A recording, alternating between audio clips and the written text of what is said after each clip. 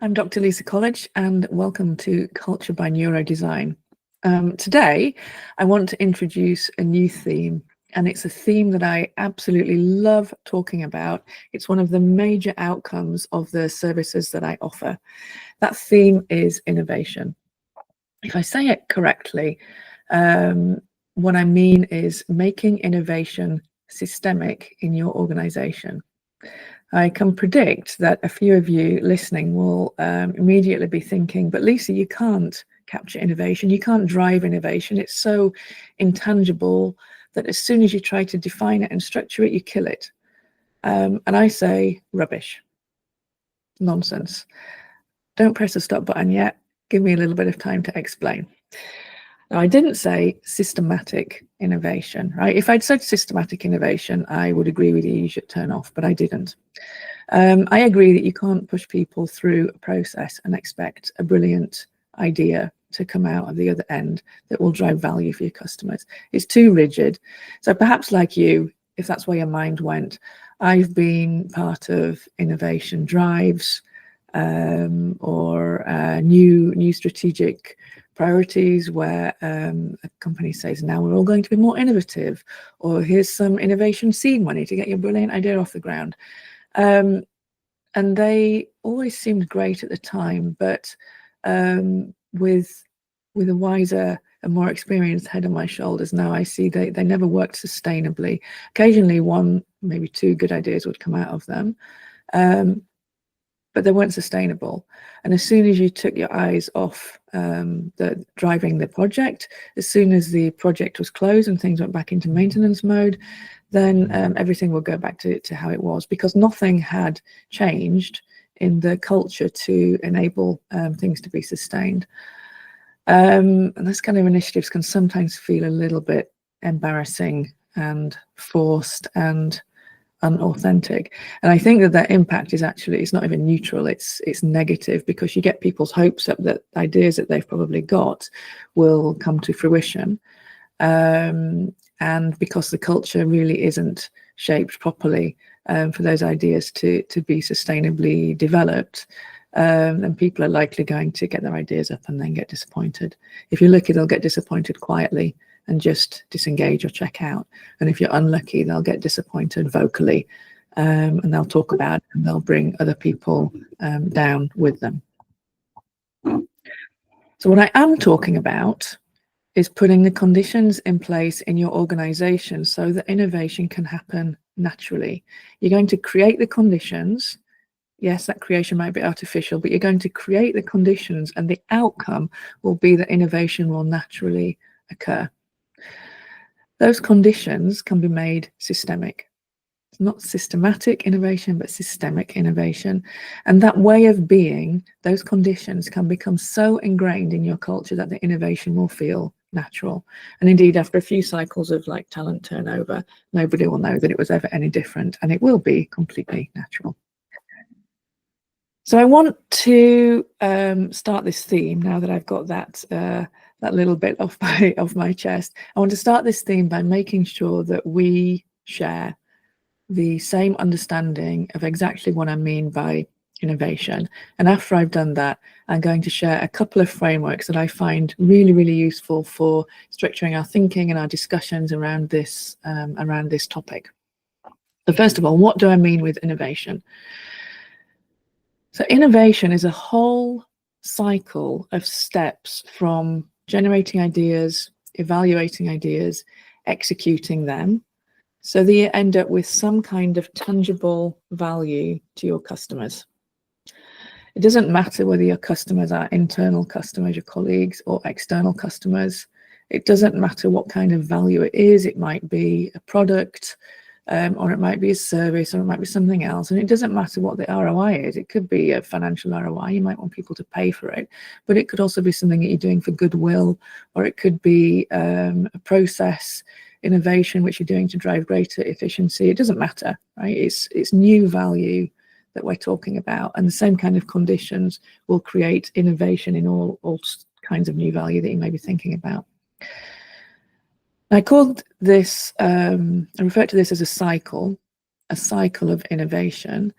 And when you put innovation in place systemically, it shouldn't be a straight line from idea to product and then you stop. It is a cycle, a continuous cycle where the value that you generate creates customer responses, which are an input into new ideas. So on we go. Now, I want to be really clear that creativity is not the same thing as innovation. Like, please separate the two in your head. So if you did think at the beginning when I mentioned systemic innovation, but Lisa, you can't possibly define it, it's all too special and vague, probably you were thinking about creativity. Apologies if you weren't, but I'm betting that you were probably thinking about creativity. Now, creativity is a part of the innovation cycle, but it's a part of it. It's not the whole thing. Creativity is looking at a set of facts in a new way, putting things together in a way that you haven't done before or that somebody else doesn't. It's about making new connections between things. It's about saying, in the summer, like, oh, my ice cream's melting and it's dripping on my hand. Wouldn't it be nice if I had an ice cream drip catcher? And then thinking of an idea to make one. Creativity is about the idea, but it's not about building the idea.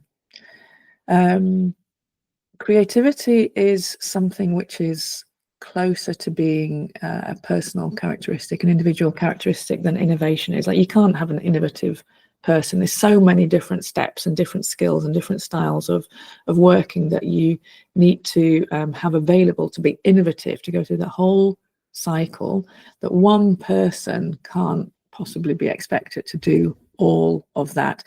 Innovation is a characteristic that an organization has. So creativity is closer to being a personal characteristic. And some people's brains are better at being creative than others. I think everybody's brain can be creative to some extent, but for some people it's easier and you'll have more ideas than for others. That said, even though it's closer to being a personal characteristic, you can still stimulate creativity in people by putting those conditions in place which will stimulate it to flourish. You could, like, if you wanted to tackle innovation, you could decide, I'm just going to tackle the creativity part of it, and you could tackle each step in isolation if you wanted to. But I'm going to say, what's the point? If you start with the creative part and you boost your creativity, you're just going to have loads of ideas, but you're not going to be very good at executing them. If you boost your executing part, you're going to have a paucity of ideas to execute, and you're just going to end up with loads of frustrated employees who disengage and go and leave and work for your competitors. So when you think about innovation, creativity is a part of it. Think about the whole innovation cycle altogether. I think it's really important to have that distinction clear in our minds. And I also wanted to mention, before I go on to the frameworks that I want to discuss, that when you look at an organization as a whole, you may see that any particular team may focus more or less on a particular stage of the innovation cycle. Not every team needs to focus equally on all stages, but what's important is that when you have the overview of your organization, the balance across all the teams is such that your organization can work in a balanced way along the whole innovation cycle, and critically that all of those teams, some of them might be more creative, some of them might be more focused on execution or whatever, but all those teams know how to work together. Right? That's your job as a leader, to create the conditions for systemic innovation. All right, now on to those handy frameworks that I mentioned. And the first one I'm going to talk about is drawn from the academic research literature. And it's a binary way of looking at things, a very black and white way of looking at things. And the approach is to consider behavior as either exploring behavior or exploiting behavior. Now, this distinction came from work on search, which is, and I quote, seeking a goal under uncertainty. Now imagine how many situations that applies to. If you're an animal, you may be seeking for food. You don't know where food is. It's a condition of uncertainty, but you want some food. It's a goal. You might be seeking for a mate. You might be looking for some territory to live in. If we're thinking about people, you might have lost your keys, you might be searching for new opportunities, you might be looking for answers about the meaning of life. You know, there's many different ways in which we search. Search is about anywhere where we need to find a balance between exploring something unknown, yet exploiting what we're familiar with. That's search. Depending on your particular interest and some other reading that you've done, you might have come across this kind of model in terms of other disciplines. That the idea pops up all across research. These terms that I'm using, exploring and exploiting, come from decision sciences. But let me give you some other examples. In AI, there's a discussion of breadth first or depth first searching. It's also exploring or exploiting. In how you look at something, in your visual attention to something, there's a discussion of whether you have focused search or diffuse search. You're getting an impression or you're zooming in on something. Similar idea in your memory. Are you using gist memory or verbatim memory? Gist memory is getting a sense of something, a kind of approximation of it, and verbatim memory is very precise and correct and factual. But obviously, when I say this, it's a research area that's been investigated and contributed to itself in a really innovative way, with inputs from many different disciplines, all coming into this idea of search. So just to be crystal clear, what I'm saying is that there are two modes of searching, and exploring is really asking the question, what if? What if this wasn't so, but that was so? And here are some ideas. Some of the ideas will be good, some of them will not be so good. It's not the point. It doesn't matter. It's just about coming up with ideas. That's exploring. And exploiting is thinking about which ideas to back. Which ideas do we bet? Which ideas we're going to go after? How do we execute them? And then building them and getting the value. So exploring and exploiting, those are the behaviors.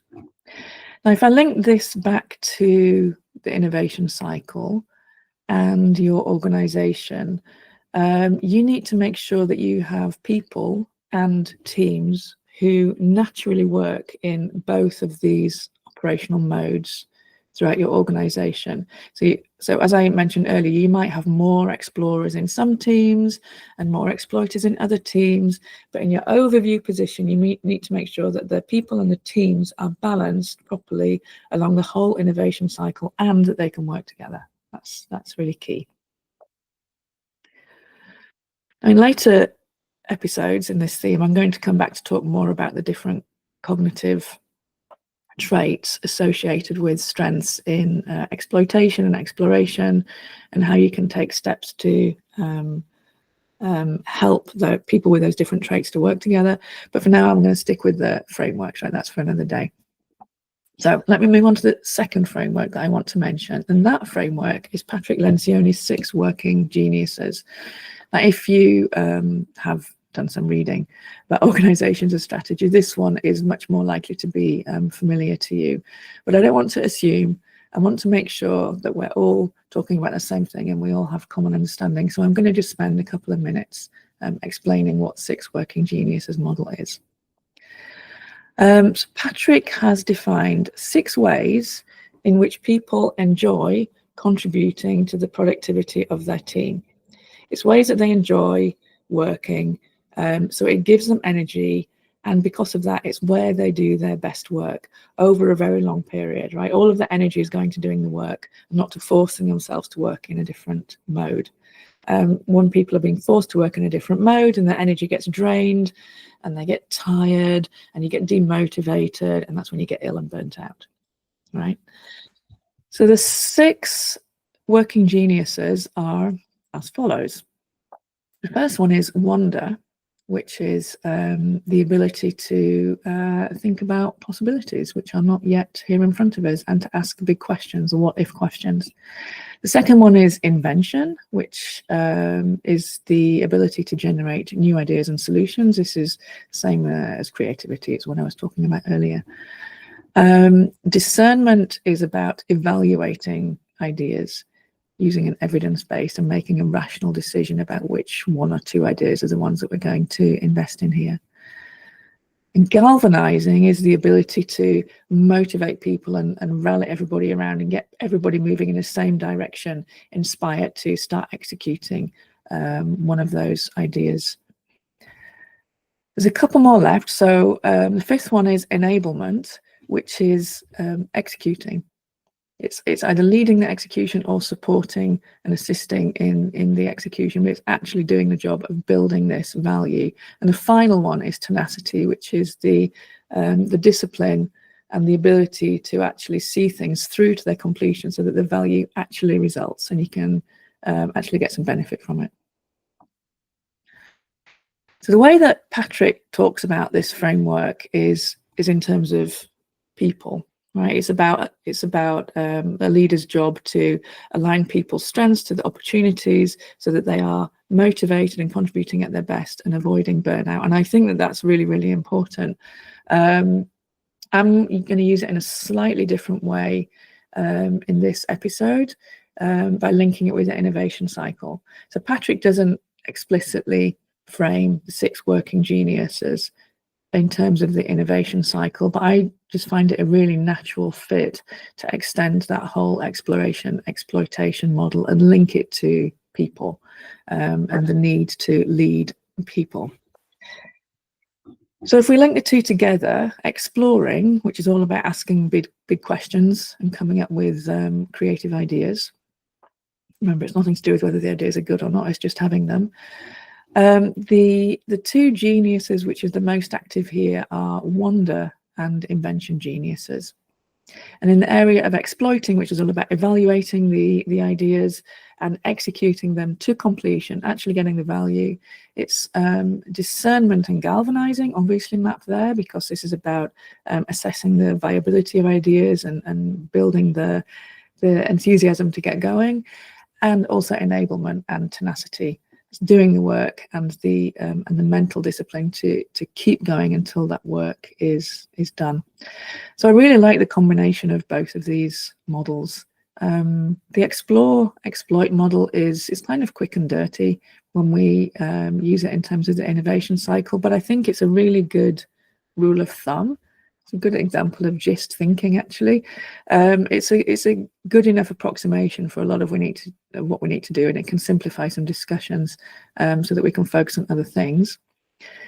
And the 6 working geniuses is great to translate that research model, that oversimplified research model, to people. And it's also a great model for your job as a leader to help you to understand whether you do have the mix of styles which you need, or whether there are gaps that you should look at filling. And it's also a really good framework to help you to enable people who have those different styles to work together. Something which won't happen naturally. We know that when people are different from us, we tend to back off, but we need to make sure that people know how to work together. So as I said at the start, this innovation theme is about making innovation systemic in your organization. And I said it's about putting the conditions in place so that innovation will happen naturally. And I hope that now, with what I've shared, you can start to see some of the conditions that you need to put in place. One of them is that you need to make sure that you have the mix of different styles. Right, that's the enabler for all of this. Without it, it won't work. It's basically making sure you've got the raw ingredients to make sure that you've got all of the stages of the innovation cycle covered. And the second is the conditions to enable the mix of different styles to work together. This is a whole load of things, right? It's the goals that you put in place. You have to expect people to be innovative. You have to recognize them when they are innovative, whether that fails or succeeds. You need to train people to work together, people who have different styles and different strengths. You need to reflect this stuff in your policies. Altogether, I call this your culture, and that's what I focus on, an innovative culture. But that's the key. So you can have the balanced mix of styles, But if you don't have the culture to enable them to work together, it won't matter. If you're going to choose one or the other to work on the culture, if you put the culture in place, to a large extent, the mix of styles will automatically appear in your organization and be able to work and be innovative. I want to close by sharing a pretty famous quote from Louis Gerstner, who's a former CEO of IBM, to emphasize just how important culture is in terms of a systemically innovative organization. So Louis said, "I came to see in my time at IBM that culture isn't just one aspect of the game, it is the game. In the end, an organization is nothing more than the collective capacity of its people to create value."